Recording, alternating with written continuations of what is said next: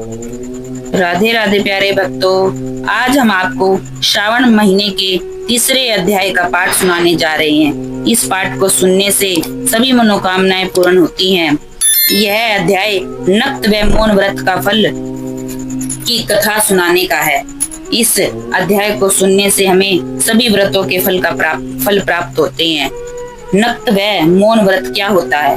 सनत कुमार बोले, हे प्रभु, आप इस श्रावण महात्म्य के बारे में विस्तार से बतलाएं।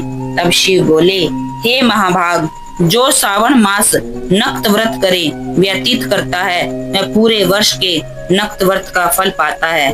दिन पूरा होने से 3 घंटे पहले लिया गया आहार नक्त व्रत कहलाता है। इस नक्त व्रत में भोजन के लिए सूर्य अस्त होने से 3 घंटे के वक्त को छोड़कर अविष्ट समय अपनाया गया है। सूर्यास्त होने से 3 घंटे पहले का समय सायंकाल होता है। अतः इस समय स्त्री रमण, आहार, निद्रा तथा स्वाध्याय ये चारों पूर्ण तथा वर्जित हैं। हे सनत कुमार, अब आप मुझसे सन्यासी और गृहस्थी के लिए नक्त भोजन की 2 प्रकार से की गई व्याख्या को मन लगाकर मुझसे श्रवण करें। अर्थात गृहस्थियों के लिए और सन्यासियों के लिए नक्त व्रत किस प्रकार करना चाहिए। सूर्य देव के अस्ताचल की ओर जाते हुए सूर्य प्रकाश के धीमे पड़ने पर जब मानव देह की परछाई पुरानी हो जाती है, तब सन्यासी को नक्त भोजन ग्रहण करना चाहिए। परंतु शास्त्रों के मतानुसार जब नक्षत्र प्रकट होता है, तब लिए गए रात्रि भोजन को नक्त भोजन कहा जाता है। रात्रि काल में भोजन ग्रहण करना वर्जित होने के कारण सन्यासियों को केवल दिन के 8वें भाग में भोजन ग्रहण करना उचित माना जाता है। ग्रस्त प्राणी का विधि के अनुसार ही नक्त भोजन करना वर्जित है। अतः इन तीनों को सूर्योदय रहने तक ही भोजन कर लेना चाहिए। पुत्रवान प्राणी आश्रमी कहलाते हैं। श्रावण माह में व्रत धारण करने वाला पुरुष अथवा स्त्री मरणोपरांत सद्गति प्राप्त करता है। श्रावण माह की प्रथमा तिथि को प्रातः ही वह ब्रह्मचर्य व्रत को अपना कर प्रतिदिन स्नान करेगा, यह निश्चय करे तथा यह व्रत भी धारण करे कि श्रावण माह में प्रत्येक प्राणी पर दया करेगा। नक्त व्रत रखेगा और रात्रि जागरण करेगा। यदि इस काल में वह मृत्यु को प्राप्त हुआ तो उस समय वह जगतपति उसका व्रत पूरा करेंगे। ऐसा निश्चय वह मन में धारण करे। हे सनत कुमार, अब आप मुझसे अति उत्तम लक्ष्य पूजा विधि का विधान तत्चित हो सुने।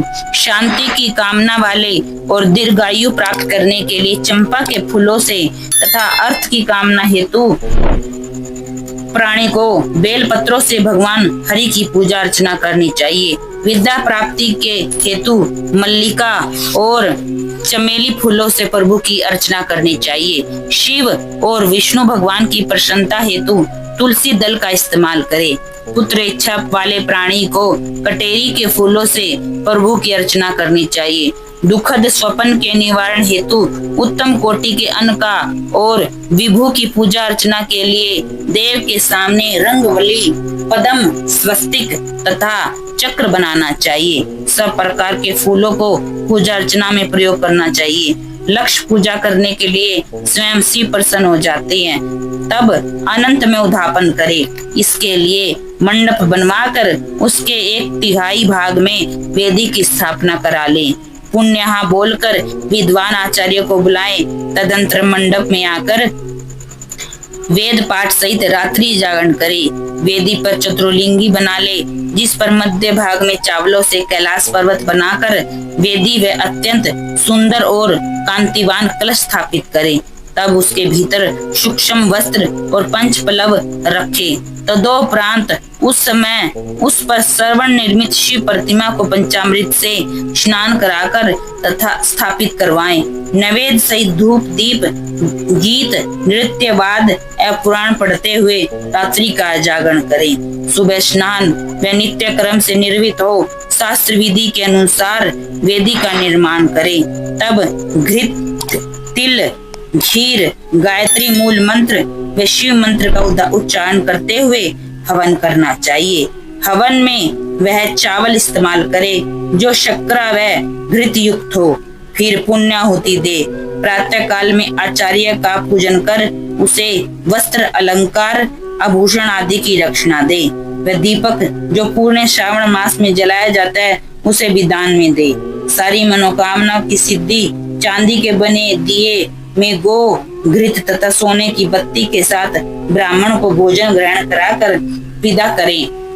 हे सनत कुमार, जो कोई इस विधि से मेरी पूजा अर्चना करता है उससे मैं अत्यधिक प्रसन्न रहता हूँ। श्रावण मास में यह सब कार्य करने पर अनंत शुभ फल प्राप्त होते हैं। श्रावण मास में जो प्राणी मौन व्रत धारण करता है वह उत्तम कोटि का श्रेष्ठ वक्ता बनता है। यह मौन व्रत दिन का, रात्रि का और दिन दोनों का अथवा केवल भोजन ग्रहण करने के समय का हो सकता है। मौन व्रत काल में पुस्तक दान में देने वाले तथा शास्त्रों का ज्ञाता होता है। वह देव गुरु बृहस्पति के समान बुद्धिमान हो जाता है। हम तीसरे अध्याय के पाठ श्रवण से मनोवांछित फल की प्राप्ति होती है। राधे राधे।